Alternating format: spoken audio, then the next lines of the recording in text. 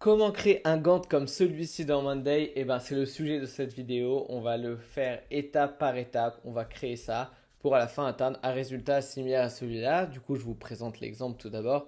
Imaginons que McDonald's est un nouveau burger à lancer. Et du coup, ils ont beaucoup de tâches à faire. Il y a énormément de dépendances. On ne va pas développer la recette avant qu'on ait une étude de marché. Et on n'aura pas de test gustatif avant qu'on ait un développement de la recette. C'est logique.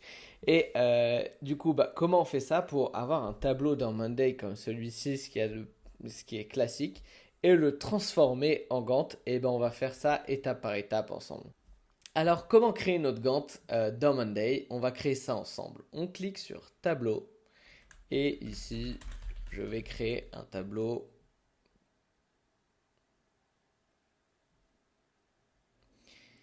Dès que le tableau est créé, on voit très bien qu'on a ici une colonne période. C'est parfait, mais pour créer un Gantt, on a besoin de deux colonnes. D'une colonne période, mais aussi d'une colonne dépendance. Pourquoi? C'est pour que, par exemple, dans notre exemple de McDonald's, qu'on ait ces sortes de dépendances où si je tire une tâche en avant, et ben ça update et ça met à jour tout notre Gantt. Très bien, il va falloir ici la paramétrer.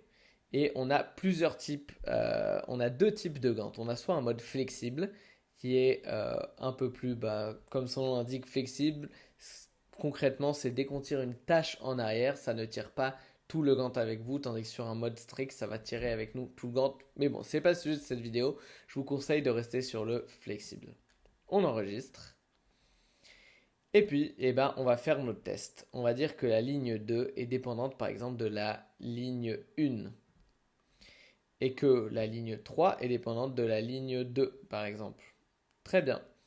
Je ne sais pas si vous avez vu rapidement, mais ici, une date a changé, mais on va voir ça ensemble. Pour créer un Gantt, on clique sur le petit plus et juste après sur Gantt. Ici, on peut accrocher le widget pour que ce soit un peu plus agréable à voir. Et vous le voyez, on a ici la ligne 1, 2 et 3. Et si je tire ma date, automatiquement, ça tire les autres dates. Mais ce qui est magnifique et ce qui est très bien, c'est que ça se reflète automatiquement et c'est synchronisé avec notre tableau directement. Alors maintenant, on va essayer de rendre ça un peu plus joli. D'ailleurs, on va créer d'autres dépendances. Hop, et ça à la ligne 3. Et du coup, dès qu'on va sur notre Gantt, on voit, hop, ça se met à jour petit à petit. On voit que tout se met à jour. Et comment on ajoute nos couleurs maintenant? Du coup, ici, on voit bien qu'on a nos couleurs, on a notre ligne. Du coup, on revient sur notre Gantt, on clique sur Paramètres et on va cliquer sur Colorer par et ici, on fait Statut. Hop, alors on va voir ça et voilà, c'est coloré en fonction du statut. Maintenant, on peut avoir un peu plus de paramètres visuels. Ici, avec par exemple afficher l'indicateur du jour, où là on voit que le jour est un peu avant. Afficher, on peut afficher plein d'informations différentes.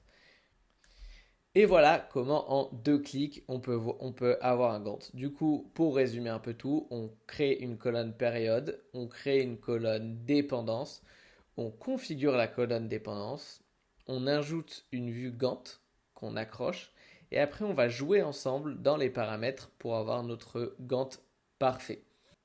Et voilà, merci beaucoup, j'espère que cette vidéo vous a plu. Si vous avez besoin d'aide sur votre écosystème Monday ou que vous demandez si Monday est le bon outil pour vous, vous avez un lien en description pour avoir un audit gratuit. J'espère que si cette vidéo vous a plu, si c'est le cas, je vous invite à liker, commenter et on se dit à dans 2-3 jours pour un prochain tuto. Merci à tous, à la prochaine.